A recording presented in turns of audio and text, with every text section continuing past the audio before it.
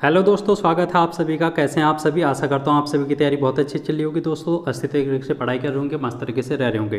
तो दोस्तों आज हम एक और वीडियो लेके आ गए हैं जिसमें हम प्रीवियस ईयर क्वेश्चन पेपर को डिस्कस कर रहे हैं। तो 45 दिनों में 45 पेपर हल की ये 15वीं क्लास होगी आज हमारी। और इससे पहले हम लोगों ने 14 जो पेपर हैं हल है आप लोगों को करा दिए हैं। अगर आप लोगों ने नहीं देखे तो ज़रूर देखना, आप लोगों के एग्जाम के लिए इंपॉर्टेंट रहेगा। जैसे कि हम लोग देख रहे हैं कि यूकेपीएससी में प्रीवियस ईयर क्वेश्चन है जो कि अभी ज़्यादा मात्रा में पूछे जा रहे हैं। तो हो सकता है कि यहाँ पर जो मैं पेपर आप लोगों को करा रहा हूँ वहाँ से आप लोगों के एग्जाम में डायरेक्टली क्वेश्चन देखने को मिले। तो दोस्तों आज हम बात करेंगे, आपका जो पेपर है वो रहेगा 2018 का। 2018 का एक पेपर हुआ था आप लोगों का कनिष्ठ सहायक का। ठीक है, कनिष्ठ सहायक का पेपर हुआ था और ये यूके ट्रिपल एससी के द्वारा कराया गया था। तो इसमें हम बात करेंगे और ये पेपर का लेवल आप लोगों को थोड़ा सा अच्छा देखने को मिलेगा, इसलिए आप लोग घबराना मत। ठीक है, तो वीडियो को शुरू करते हैं और देखेंगे पहले प्रश्न की ओर। लेकिन उससे पहले मैं आप लोगों से ये कह देना चाहता हूँ कि यहाँ पर मेरे चैनल में आप लोगों को हिंदी की प्रैक्टिस सेट भी देखने को मिलेगा जिसमें हम लोग हिंदी के क्वेश्चनों को कर रहे हैं। और हमारा जो टारगेट है 20 में से 20 लाने का टारगेट रहेगा। और इसमें हम प्रीवियस ईयर में जो भी क्वेश्चन पूछे गए हैं उनसे हम यहाँ पर रूबरू होते हैं। तो 2 क्लास मैंने अभी तक आप लोगों को करा दी है, तो आप लोग यहाँ से ज़रूर जुड़ना। और उसके अलावा लूसेंट जीके ऑब्जेक्टिव सीरीज भी आप लोग देखना। जीएस को मजबूत करने के लिए आप लोगों के लिए बेहद फायदेमंद ये क्लास होने वाली है। तो लूसेंट जीके ऑब्जेक्टिव सीरीज आप लोग ज़रूर जुड़ना यहाँ से। तो चलिए ज़्यादा बात न करते हुए आज की क्लास को शुरू करते हैं। और पहला प्रश्न आप लोगों के सामने है। तो देखो दोस्तों, यहाँ पर असूर्यपस्या शब्द का अर्थ आप लोगों को बताना है। असूर्यपस्या, तो इसका जो राइट आंसर होगा वो हो जाएगा ऑप्शन डी। जिसको सूर्य भी स्पर्श ना कर सके उसको हम असूर्यपस्या कहते हैं। देखो दोस्तों, यहाँ पर मैं डिटेल में नहीं बताऊंगा क्योंकि मैंने अभी आप लोगों से कहा कि डिटेल में हम कहाँ पर डिस्कस करते हैं। जो अभी मैंने आप लोगों से कहा कि लूसेंट जी के एमसीक्यू या फिर हिंदी के जो प्रैक्टिस है वहाँ पर हम लोग एक क्वेश्चन को पोस्टमार्टम की तरीके से देखते हैं कि हर एक चीज़ उसकी देखते हैं। लेकिन फिलहाल हम यहाँ पर जब क्वेश्चन आंसर कर रहे हैं, पेपर हल कर रहे हैं, तो सीधे आंसर को हम यहाँ पर डिस्कस करेंगे। चलिए अगले प्रश्न की ओर बढ़ेंगे। और अगला प्रश्न आप लोगों के लिए है, निम्नलिखित में से कौन सा शब्द सदैव एक वचन में प्रयुक्त होता है? तो ऐसा कौन सा शब्द है जो सदैव एक वचन में प्रयुक्त होता है? तो दोस्तों वो है जनता। जनता को हम एक वचन में प्रयोग करते हैं, इसको बहुवचन नहीं बना सकते। जैसे हम लड़का को लड़के लड़कों कह सकते हैं, वैसे हम जनता को जनतो जनते नहीं कह सकते। ठीक है, तो ये एक वचन में ही हमेशा प्रयुक्त होता है, इसलिए इसका ऑप्शन बी हो जाएगा। अगला प्रश्न है, बुराइयों से सदैव दूर रहिए इस वाक्य में रेखांकित में शब्द संज्ञा है। कौन सी संज्ञा है जो कि रेखांकित में आप लोगों को देखने को मिली है? तो रेखांकित इनमें से कौन सा है? बुराइयों। तो बुराइयों हैं जो कि इसमें से रेखांकित है और हमको इसमें से संज्ञा बतानी है। तो दोस्तों बुराइयां अनेक प्रकार की हो सकती हैं। तो बुराइयां क्या है? एक प्रकार की जाति को दिखा रहा है। तो यहाँ पर हमारा जो राइट आंसर हो जाएगा वो हो जाएगा ऑप्शन बी, जातिवाचक संज्ञा। तीसरे का बी, जातिवाचक संज्ञा राइट आंसर हो जाएगा। अगला प्रश्न, आवाहन का विलोम शब्द है। तो ये हम लोगों ने डिटेल में भी पढ़ रखा था। इससे पहले हम जब बात कर रहे थे हिंदी की क्लास की, तो उसमें हम लोगों ने देखा था कि विसर्जन इसका राइट आंसर होगा। ऑप्शन डी, अधोगति में उपसर्ग है। अगला प्रश्न है, अधोगति में उपसर्ग है, तो इसमें उपसर्ग होगा दोस्तों अधः। अधः यहाँ पर पीछे से विसर्ग लगा है, ये बात आप लोग को ध्यान में रखना। बहुत से बच्चे इसमें अधो करके आ जाएंगे जो कि गलत हो जाएगा। यहाँ पर क्या होगा राइट आंसर? ऑप्शन बी होगा दोस्तों, अधः। अगला प्रश्न है, शैलेश मटियानी की रचना नहीं है। इनमें से कौन सी रचना है जो कि शैलेश मटियानी की नहीं है? तो हमारे पास जो राइट आंसर हो जाएगा, एक सड़क 57 गलियाँ, ये इसका राइट आंसर हो जाएगा जो शैलेश मटियानी की रचना नहीं है। बाकी अगर हम देखेंगे आकाश कितना अनंत है, 52 नदियों का संगम या फिर सर्पगंधा, ये सभी क्या हैं? शैलेश मटियानी की रचनाएं हैं। अगला प्रश्न देखेंगे दोस्तों, तद्भव शब्द हमको बताना है कि कौन सा तद्भव शब्द है। तो तद्भव शब्द की अगर बात करेंगे तो काज है जो कि एक प्रकार का तद्भव है जिसका तत्सम होता है कार्य। ठीक है, तो ये आप लोगों को ध्यान में रखना है। अगला प्रश्न आप लोगों के सामने है, शुद्ध वर्तनी हम लोगों को बतानी है कि कौन सा है जो कि शुद्ध वर्तनी युक्त शब्द है। हमारे पास जो शब्द है वो है तरुछाया। तरुछाया को हम किस प्रकार से लिखते हैं ये हमको बताना है। तो ऑप्शन डी आप लोगों को देखने को मिल रहा है कि ये हमारा शुद्ध वर्तनी शब्द हो जाएगा। अगला प्रश्न हम देखेंगे, कारतूस किस भाषा का शब्द है? अगर दोस्तों हम कारतूस की बात करेंगे तो ये फ्रांसीसी शब्द है। कैसा शब्द है ये? फ्रांसीसी भाषा का शब्द है। अगला प्रश्न हम देखेंगे, हमें बड़ों का आदर करते हैं, हम बड़ों का आदर करते हैं, इस वाक्य का प्रकार है। तो दोस्तों यहाँ पर जो राइट आंसर होना चाहिए वो होना चाहिए ऑप्शन बी, इच्छार्थक। इच्छार्थक है जो कि यहाँ पर राइट आंसर होना चाहिए। अगला प्रश्न हम देखेंगे दोस्तों, मेरे ख्याल से यहाँ पर जो 10वां प्रश्न है इसमें आयोग ने निश्चयार्थक वाक्य है जो कि इसका राइट आंसर किया था, लेकिन मेरे हिसाब से इसका इच्छार्थक वाक्य होना चाहिए, क्योंकि निश्चयार्थक वाक्य कोई भी प्रकार नहीं होता है। वाक्यों की अगर हम बात करें 8 प्रकार के वाक्य होते हैं दोस्तों, तो वो 8 प्रकार के वाक्यों में निश्चयार्थक कोई भी एक प्रकार नहीं होता है। इसलिए मैं आप लोगों को ये इच्छार्थक वाक्य है जो कि इसका प्रकार बता रहा हूँ। तो आप लोग इस क्वेश्चन को एक बार क्रॉस चेक कर लेना, और अगर आप लोगों को लगता है कि इसका आंसर इच्छार्थक नहीं होगा तो आप लोग मेरे को कमेंट बॉक्स में बता देना। बट आप लोगों के लिए मेरे हिसाब से ये 100% आंसर होना चाहिए इच्छार्थक। चलिए अगले प्रश्न की ओर बढ़ेंगे। माला फेरत जुग भैया गया ना मन का फेर, कर का मन का डारी के मन का फेर। इसमें हम लोगों को अलंकार बताना है दोस्तों, और अलंकार की क्लास में हम लोगों ने ये डिटेल में पढ़ रखा है। और इस जो ये आप लोगों के सामने पंक्तियाँ दे रखी हैं, हम लोगों ने इस उदाहरण को भी देखा था वहाँ पर, और हमने देखा था कि यमक अलंकार यहाँ पर हो जाएगा। तो आप लोग उस क्लास को जरूर देखना, अलंकार की आप लोगों के एग्जाम में पूछा जाएगा। सेना का पर्यायवाची शब्द है। अगला प्रश्न पूछ रहा है सेना का पर्यायवाची, तो सेना का पर्यायवाची होता है कटक। ऑप्शन सी इसका राइट आंसर हो जाएगा। देखो दोस्तों अगला प्रश्न है, महादेवी वर्मा की रचनाओं का प्रकाशन का सही क्रम, यानी कि महादेवी वर्मा की जो रचनाएं हैं उनके प्रकाशन की जो क्रम है वो कौन सा क्रम है। ये आप लोगों के लिए एक टफ लेवल का प्रश्न मैं कहूँगा, तो आप लोगों के सामने ये है। और इसका जो राइट आंसर हो जाएगा वो हो जाएगा निहार, रश्मि, नीरजा और सांदिगीत। इनका क्रम हो जाएगा, सबसे पहले निहार, उसके बाद रश्मि, फिर नीरजा और फिर सांदिगीत। ये इनकी रचनाओं का प्रकाशन का सही क्रम होगा। अगला प्रश्न देखेंगे दोस्तों, द्रौपदी का चीर होना। ये हम लोगों ने बहुत बार सुना है। द्रौपदी का चीर होना जो मुहावरा है उसका अर्थ क्या होता है, तो ये हो जाएगा अत्यधिक विस्तृत होना। अगला प्रश्न, अनुस्वार को कहते हैं, अनुस्वार तो दोस्तों अनुस्वार को क्या कहते हैं, इसको हम कहते हैं अयोगवाह। पीछे से जब हम अंग और अह की बात करते हैं दोस्तों, स्वर और व्यंजन में, स्वर में, तो अंग अह क्या होते हैं, अयोगवाह होते हैं, जिनमें से अनुस्वार है एक। अगला प्रश्न वर्णमाला से है, उच्छिप्त व्यंजन है। उच्छिप्त व्यंजन हम लोगों को बताना है, और ये हो जाएगा ड और ढ। ऑप्शन ए हो जाएगा इसका राइट आंसर। दोस्तों अगला प्रश्न 17वां प्रश्न आप लोगों के सामने है, वर्ण व का उच्चारण स्थान क्या है। व का उच्चारण स्थान दोस्तों दंत ओष्ठ हो जाएगा। व के साथ एक और होता है जो कि है फ। व और फ है जो कि दंतोष्ठ होते हैं, ये भी आप लोगों को ध्यान में रखना है। अगला प्रश्न हम देखेंगे, मगही किस उपभाषा की बोली है। मगही, तो दोस्तों अगर हम मगही की बात करेंगे तो बिहारी हो जाएगा इसका, ठीक है। तो राइट आंसर होगा ऑप्शन सी। अगले प्रश्न की ओर चलेंगे दोस्तों, और अगला प्रश्न है आप लोगों के लिए, निम्नलिखित विकल्पों में से करण कारक का उदाहरण है। करण कारक, हम लोगों ने जब कारण कारक पढ़े थे दोस्तों, कर्ता ने कर्म को करण से इसका हो जाएगा। और से कहाँ पर है ये आप लोग देख रहे हैं। तो दोस्तों यहाँ पर ऑप्शन ए इसका राइट आंसर हो जाएगा, 19वें का ए। लेकिन आप लोग ऑप्शन डी में भी देख रहे होंगे, तो यहाँ पर डी में भी से है, लेकिन ये डी ऑप्शन नहीं होगा। क्यों? क्योंकि ये अपादान से अलग होने के अर्थ में हो रहा है। खान से हीरे निकलते हैं, तो खान से हीरे हैं जो कि निकल रहे हैं, यानी कि वो क्या हो रहे हैं, अलगाव वहाँ पर हो रहा है। तो इसलिए आप लोग यहाँ पर कंफ्यूज मत होना, ऑप्शन ए राइट आंसर इसका कर लेना। अगला प्रश्न, उच्चारण शब्द का संधि विच्छेद है। उच्चारण, उत धन चारण, इसका राइट आंसर हो जाएगा ऑप्शन ए। अगला प्रश्न देखेंगे दोस्तों, अब यहाँ पर से हमारा जीएस शुरू हो जाता है। ब्रेक इवन बिंदु क्या है। ब्रेक इवन बिंदु क्या है, वह स्थिति जब फर्म को न लाभ हो न हानि हो। किसी भी फर्म को जब न लाभ होता है न हानि होता है, बैलेंस स्थिति जब होती है, तो उसको हम बोलते हैं ब्रेक इवन बिंदु। अगला प्रश्न देखो आप लोगों के सामने है, टिहरी के परमार वंश के 55वें राजा का नाम क्या है। तो 55वें राजा थे सुदर्शन शाह। ऑप्शन ए इसका राइट आंसर हो जाएगा।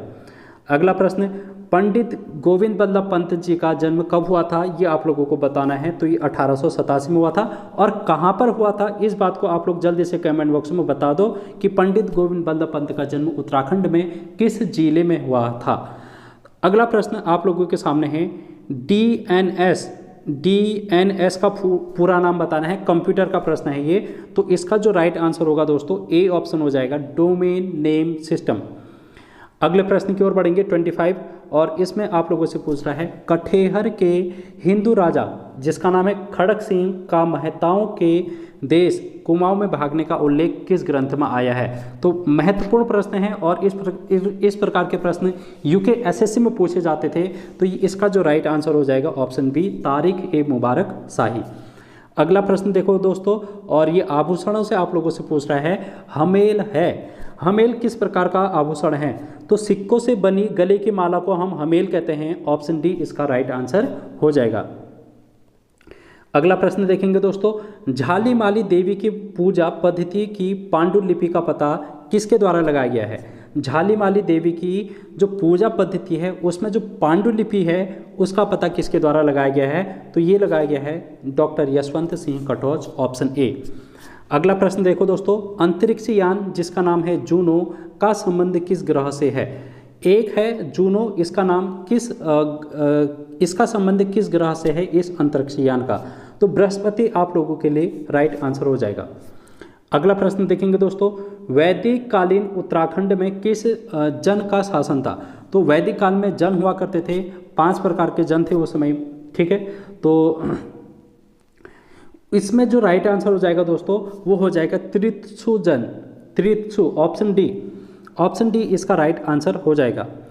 नेक्स्ट क्वेश्चन हम देखेंगे, मेसोपोटामिया के हथियार बने थे। मेसोपोटामिया के हथियार किसके बने थे। तो कांसे के बने थे, ब्रॉन्ज इसका राइट आंसर हो जाएगा, ऑप्शन सी। अगला प्रश्न, नेपाल और ईस्ट इंडिया कंपनी के बीच युद्ध कब हुआ था, ये हमको बताना है। नेपाल और ईस्ट इंडिया कंपनी, तो ये हुआ था 1814, ऑप्शन सी। ऑप्शन सी इसका राइट आंसर हो जाएगा दोस्तों। लोकटक झील किस राज्य में है। अगला प्रश्न, लोकटक झील किस राज्य में है। अगला प्रश्न आप लोगों के सामने है। तो ये हो जाएगा दोस्तों, लोकटक झील की अगर हम बात करेंगे मणिपुर में ये है। और यहाँ पर एक कैबो लैमजाओ नेशनल पार्क भी है जो कि तैरता हुआ नेशनल पार्क है, ठीक है। अगला प्रश्न हम देखेंगे, किसने कहा नीति निर्देशक सिद्धांत उद्देश्य और आकांक्षाओं की घोषणा मात्र है। तो ये किसने कहा था, ये कहा था केसी व्हीलर के द्वारा। तो ऑप्शन सी इसका राइट आंसर हो जाएगा। तो आप लोग देख रहे हैं कि जो क्वेश्चन का लेवल है वो बहुत अच्छा है यहाँ पर, जो कि हमको देखने को मिल रहा है। अगला प्रश्न आप लोगों के सामने है, उजली और अनेरी होली का संबंध है। उजली और अनेरी होली का संबंध किससे है। तो ये थारू जनजाति हो जाएगा, ऑप्शन सी। अगले प्रश्न की ओर बढ़ेंगे दोस्तों, कृषि मंत्रालय के अनुसार वर्ष 2017-18 में भारत का कुल खाद्यान्न उत्पादन था। तो ये प्रश्न आप लोगों से नहीं पूछा जाएगा क्योंकि 2017-18 की करंट अफेयर का पूछ रहा है। अगर हम इसकी बात करेंगे तो 277.49 मिलियन टन उस समय भारत का कुल खाद्यान्न उत्पादन हुआ था 2017-18 में। अब हमारे पास है अगला प्रश्न, उत्तराखंड में पहली औद्योगिक नीति की घोषणा कब की गई। पहली औद्योगिक नीति उत्तराखंड में, तो ये की गई थी 8 जुलाई 2001 को। 8 जुलाई 2001 को उत्तराखंड की पहली औद्योगिक नीति की यहाँ पर घोषणा की गई थी। अगला प्रश्न है रीजनिंग का, और रीजनिंग जैसे कि आप लोगों को पता है कि हम रीजनिंग की क्लास में करते हैं और रीजनिंग को हम बड़ी बारीकी से पढ़ते हैं और डिटेल में देखते हैं। अभी तक हम लोगों ने 20 से 22 क्लासें जो कि अभी तक कर रखी हैं, आप लोगों ने नहीं देखी तो ज़रूर देखना, वहाँ से आप लोगों के एग्जाम में डायरेक्टली क्वेश्चन पूछे जाते हैं। अगला प्रश्न हम लोग देखेंगे दोस्तों, और ये प्रश्न है, चौथा खलीफा किसकी हत्या कोफा की मस्जिद में हुई थी। वह था चौथा खलीफा जिसकी हत्या कोफा की मस्जिद में हुई थी, वह कौन था। तो वह था अली। चौथा खलीफा था अली जिसकी हत्या कोफा के मस्जिद में हुई थी। अगला प्रश्न देखेंगे दोस्तों, अंगाली मठ कहाँ पर स्थित है। अंगाली मठ, तो ये है टिहरी गढ़वाल जिले में, ऑप्शन ए इसका राइट आंसर होगा। अगला प्रश्न देखेंगे दोस्तों, निम्नलिखित में से भारत में किस पठार का निर्माण ज्वालामुखी विस्फोट से हुआ है। तो दक्कन का पठार दक्षिण भारत में है जिसका निर्माण ज्वालामुखी विस्फोट से हुआ था। तो ये आप लोगों को ध्यान में रखना है। अगला प्रश्न, चित्रकार मौलाराम का पारिवारिक पेशा क्या था। चित्रकार मौलाराम थे, प्रसिद्ध मौलाराम, और उनका जो पारिवारिक पेशा था दोस्तों वो थे सुनार परिवार से वो संबंध रखते थे। अगला प्रश्न है नमामि गंगे योजना का शुभारंभ कब और कहाँ किया गया है? नमामि गंगे, तो दोस्तों अगर हम नमामि गंगे की बात करेंगे तो इसका राइट आंसर हो जाएगा 7 जुलाई 2016 को हरिद्वार से इसका शुभारंभ किया गया था, 7 जुलाई 2016। अगला प्रश्न, राष्ट्रीय मानवाधिकार आयोग की स्थापना किस वर्ष हुई थी? तो राष्ट्रीय मानवाधिकार की अगर हम बात करेंगे तो ये हुआ था 1993, ऑप्शन बी 1993। अगला प्रश्न है दोस्तों मानव विकास सूचकांक जिसको हम HDI ह्यूमन डेवलपमेंट इंडेक्स बोलते हैं किसके द्वारा विकसित किया जाता है? तो United Nation Development programme UNDP इसका फुल फॉर्म हो जाएगा, UNDP United Nation Development programme. अगला प्रश्न, रात अब भी मौजूद है किसकी द्वारा लिखी गई है? रात अब भी मौजूद है ये रचना किसकी है ये आप लोगों को बताना है। तो इसका राइट आंसर हो जाएगा लीलाधर जगुड़ी, ऑप्शन सी। अगला प्रश्न देखेंगे रीजनिंग का है और ये रीजनिंग का प्रश्न हम लोग रीजनिंग में करेंगे दोस्तों, तो आप लोग जरूर जुड़ना रीजनिंग से। अगला प्रश्न है 47, अरुण जखमोला किस खेल से संबंधित हैं? अरुण जखमोला, तो ये इनका संबंध है दोस्तों वॉलीबॉल से, ऑप्शन बी। और अगला प्रश्न हम देखेंगे 48, इसमें आप लोगों से कह रहा है कि बम्बई में सोशल सर्विस लीग की स्थापना किसके द्वारा की गई थी? बम्बई में सोशल सर्विस लीग की अगर हम बात करेंगे दोस्तों तो ये की गई थी NM जोशी के द्वारा, ऑप्शन ए। ऑप्शन ए इसका राइट आंसर हो जाएगा। अगला प्रश्न, निम्नलिखित में से भू आबद्ध पत्तन है? भू आबद्ध पत्तन अगर हम बात करेंगे दोस्तों 49 का ऑप्शन बी हो जाएगा विशाखापत्तनम। अगला प्रश्न आप लोगों के सामने है उत्तराखंड हिल स्टेट काउंसिल की स्थापना किस वर्ष हुई थी? उत्तराखंड हिल स्टेट काउंसिल की स्थापना की अगर बात करेंगे तो ये हो जाएगा 1973। दोस्तों अगला प्रश्न आप लोगों के सामने है और यहाँ पर क्या पूछ रहा है, देखो निम्न वक्तव्य में किस आंदोलन का वर्णन किया गया है? यानी कि जो ये वक्तव्य दिया गया है इसमें किस आंदोलन का वर्णन किया गया है? वक्तव्य क्या है पढ़ते हैं। उन्होंने वह काम किया जो तिलक भी नहीं कर सके थे। उन्होंने राष्ट्रीय आंदोलन को क्रांतिकारी आंदोलन के रूप में परिवर्तित कर दिया। ये जो वाक्य है ये वक्तव्य दिया था कोपलैंड ने और किस आंदोलन के लिए दिया था दोस्तों? ये दिया था असहयोग आंदोलन 1920।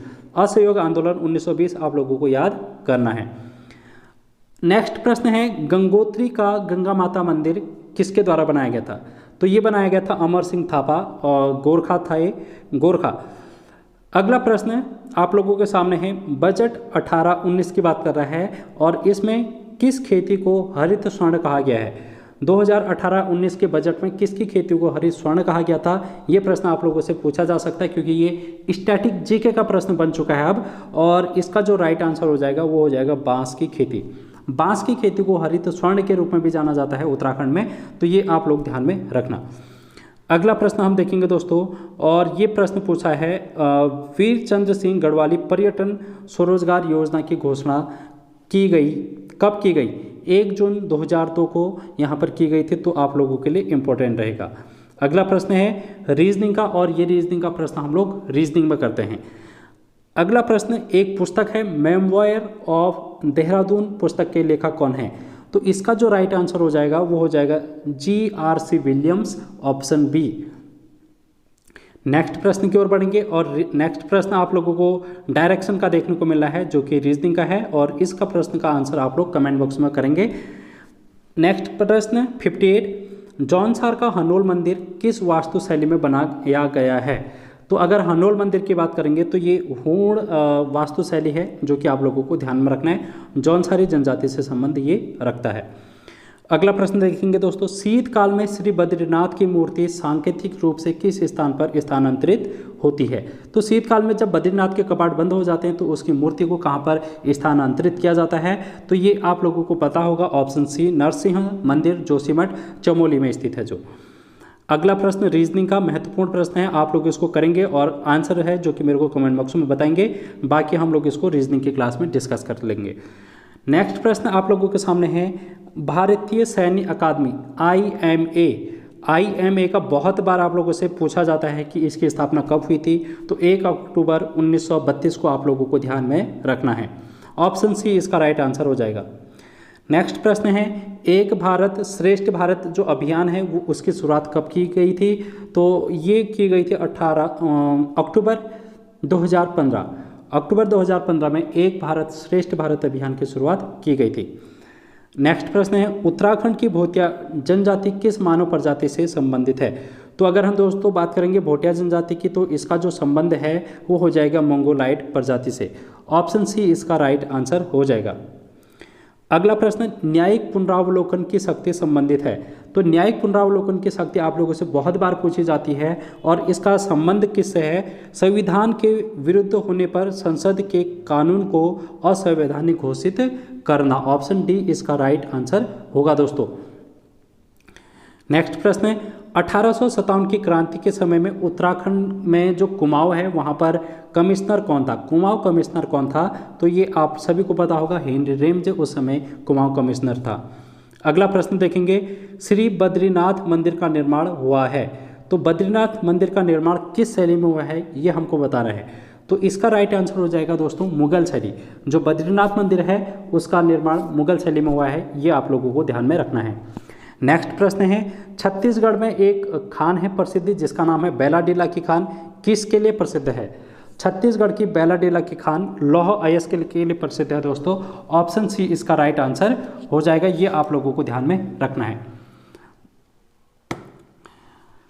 चलिए अगले प्रश्न की ओर बढ़ेंगे दोस्तों, और अगला प्रश्न 69 है, मौलाराम की कलाकृतियों को प्रकाश में कौन लाया था? तो मौलाराम की जो कलाकृतियां हैं, चित्रकला है, उसको प्रकाश में बैरिस्टर मुकुंदी लाल जी लाए थे। ऑप्शन डी इसका राइट आंसर हो जाएगा। अगला प्रश्न, पिट्स इंडिया एक्ट कब पारित हुआ था? पिट्स इंडिया एक्ट की बात करेंगे तो ये ऑप्शन ए हो जाएगा 1784। Option A 1784। अगला प्रश्न, सोमचंद के आगमन के समय कुमाऊं में निम्न में किस नरेश के आधिपत्य था? तो यानी कि हमको बताने कि जिस समय सोमचंद का आगमन हुआ था चंद्रवंश का, तो उस समय कुमाऊं में किसका शासन था? कौन वहां पर नरेश था? तो इसका नाम है ब्रह्मदेव, जो कि चंपावत में था। आप लोगों को ध्यान में रखना है। नेक्स्ट प्रश्न रीजनिंग का आप लोग करेंगे रीजनिंग में, और नेक्स्ट प्रश्न की ओर बढ़ेंगे 73, उत्तराखंडी पंचायती राज अधिनियम कब लागू हुआ? यानी कि उत्तराखंड में पंचायती राज अधिनियम कब लागू हुआ था? तो ये हुआ था 4 अप्रैल 2016 को। ऑप्शन ए इसका राइट आंसर हो जाएगा दोस्तों। नेक्स्ट प्रश्न रीजनिंग का हम लोग रीजनिंग की क्लास में डिस्कस करेंगे। अगला प्रश्न 75, गोरखा शासन के समय शुभ अवसरों व शादी के समय लिया जाने वाला कर का नाम क्या था? तो टीका भेंट है जो कि लिया जाता था गोरखा के शासन के समय में, शुभ अवसर और शादी के समय में। नेक्स्ट प्रश्न की ओर चलेंगे दोस्तों, और यहाँ पर पूछ रहा है आप लोगों से टॉम कैट क्या है? टॉम कैट तो एक प्रकार का वेब सर्वर है। Option B. नेक्स्ट प्रश्न, उत्तरांचल जल संस्थान की स्थापना कब हुई थी? उत्तरांचल जल संस्थान की स्थापना दोस्तों वर्ष 2002 में हुई थी। ऑप्शन बी इसका राइट आंसर हो जाएगा। दोस्तों अगला प्रश्न करंट अफेयर का है, और इसमें यह पूछा है कि मेराई तोवा क्या है? तो दोस्तों एक प्रकार का ये शुभंकर था। जब टोक्यो ओलंपिक गेम हुए थे 2020 में, 2020-21 में, तो वहाँ पर मेराई तोवा है जो कि एक प्रकार का मॉस्कट था या फिर शुभंकर था। आपका आंसर हो जाएगा ऑप्शन ए। अगला प्रश्न, कत्यूरी प्रशासन में तहसील स्तर की प्रशासनिक इकाई को क्या कहा जाता है? तो कत्यूरी प्रशासन की अगर बात करेंगे तो तहसील स्तर की जो प्रशासनिक इकाई होती है उसको हम कर्मांत कहते हैं। Option A. ऑप्शन ए इसका राइट आंसर हो जाएगा। दोस्तों अगला प्रश्न, आईने अकबरी में भूमि को बांटा गया है। तो भूमि को कितने भागों में बांटा गया है? 4 भागों में बांटा गया है आईने अकबरी में। अगला प्रश्न, गौरा देवी को वृक्ष मित्र पुरस्कार कब प्राप्त हुआ है? ये हमको बताना है। तो बहुत बार गौरा देवी से प्रश्न पूछे जाते हैं, तो 1986 इसका राइट आंसर हो जाएगा। अगला प्रश्न देखेंगे दोस्तों, नेक्स्ट प्रश्न की ओर चलते हैं। गुरु शिखर सबसे ऊंची चोटी है। तो गुरु शिखर की अगर हम बात करेंगे तो ये अरावली पर्वत की सबसे ऊंची चोटी है जो कि राजस्थान में स्थित है। अगला प्रश्न आप लोगों के सामने है, उत्तर प्रदेश सरकार ने पर्वतीय विकास विभाग की स्थापना कब की थी?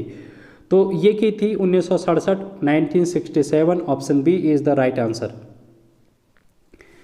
84वां क्वेश्चन आप लोगों के सामने है, सविनय अवज्ञा आंदोलन कब प्रारंभ हुआ था? सविनय अवज्ञा आंदोलन 6 अप्रैल 1930 को ये प्रारंभ हुआ था महात्मा गांधी जी के द्वारा। तो आप लोगों को ध्यान में रखना है। अगला प्रश्न, कृषि मूल्य आयोग की स्थापना कब की गई थी? तो 1965 इसका राइट आंसर हो जाएगा, कृषि मूल्य आयोग। अगला प्रश्न, देहरादून का शिल्पी एवं चित्रकार जिन्हें पद्म विभूषण से सम्मानित किया गया? तो 86 का ए हो जाएगा, सुधीर रंजन खास्तगिर। अगला प्रश्न रीजनिंग का है, जो कि हम लोग करेंगे रीजनिंग में, और हम बढ़ते हैं अब नेक्स्ट प्रश्न की ओर। जैलिंग पर्वत शिखर कहाँ पर स्थित है? जैलिंग पर्वत, तो 88 का हो जाएगा ऑप्शन बी, उत्तरकाशी। दोस्तों नेक्स्ट प्रश्न कंप्यूटर से पूछ रहा है, एक स्टेप फॉन्ट को बढ़ाने के लिए शॉर्टकट की कौन सी होती है? तो अगर हम एक स्टेप फॉन्ट को बढ़ाते हैं, जैसे हम फॉन्ट को बड़ा करेंगे अपने, तो किस शॉर्टकट की का प्रयोग करेंगे? तो ऑप्शन सी, कंट्रोल प्लस यहाँ पर क्लोज ब्रैकेट यहाँ पर हम प्रयोग करेंगे। अगला प्रश्न, खलंगा के आंग्ला गोरखा युद्ध में ब्रिटिश सेना का नेतृत्व किसके द्वारा किया गया था? तो खलंगा देहरादून में जो युद्ध लड़ा गया था, आंग्लो गोरखा युद्ध, उसमें ब्रिटिश सेना का नेतृत्व मेजर जनरल गिलेस्पी के द्वारा किया गया था। ऑप्शन ए इसका राइट आंसर हो जाएगा। कीर्ति ग्लेशियर कहाँ पर है, ये हमको बताना है। अगला प्रश्न, तो ऑप्शन ए हो जाएगा, उत्तरकाशी। और अगला प्रश्न, ब्लू हार्ट अभियान किससे संबंधित है? ब्लू हार्ट अभियान दोस्तों मानव तस्करी के विरुद्ध लड़ाई है, ये एक प्रकार का अभियान है, तो आप लोगों को ध्यान में रखना है। नेक्स्ट प्रश्न, बालेश्वर मंदिर तथा बावड़ी उत्तराखंड के कुमाऊं क्षेत्र में कहाँ स्थित है? बालेश्वर और बावड़ी कहाँ पर स्थित है दोस्तों? ये चंपावत में है। ऑप्शन सी 93 का हो जाएगा। अगला प्रश्न है, सनद के द्वारा भूमि देना प्रारंभ किया गया? सनद के द्वारा भूमि देना कब प्रारंभ किया गया? हर्षवर्धन के द्वारा। ऑप्शन डी इसका राइट आंसर हो जाएगा। नेक्स्ट प्रश्न, ह्वेन सांग द्वारा अपनी यात्रा पथ में वर्णित गोविसाण का नाम है? तो गोविसाण को दोस्तों काशीपुर के नाम से जाना जाता है, आप सभी को पता होगा। भारत का सबसे लंबा राष्ट्रीय राजमार्ग कौन सा है? इस बात को आप लोग कमेंट बॉक्स में जल्दी से बता दो मेरे को। 96 का कमेंट बॉक्स में आप लोग आंसर करेंगे। अगला प्रश्न, कुमाऊं पर गोरखा आक्रमण के समय नेपाल नरेश कौन था? कुमाऊं में गोरखा आक्रमण के समय नेपाल नरेश कौन था? तो इसका राइट आंसर हो जाएगा रण बहादुर शाह। Option C. दोस्तों अगला प्रश्न, गांधी जी का दांडी मार्च साबरमती से किस तिथि को प्रारंभ हुआ और किस तिथि को दांडी पर पहुंचा था? तो साबरमती दांडी यात्रा की अगर हम बात करेंगे, तो इसका जो राइट आंसर हो जाएगा बी हो जाएगा। 12 मार्च 1930 को ये प्रारंभ हुआ था, और 6 अप्रैल भी आप लोग इसको कह सकते हैं, जहाँ पर 6 अप्रैल होगा। तो 12 मार्च से 6 अप्रैल 1930 के बीच में ये दांडी मार्च है, जो कि गांधी जी के द्वारा किया गया था।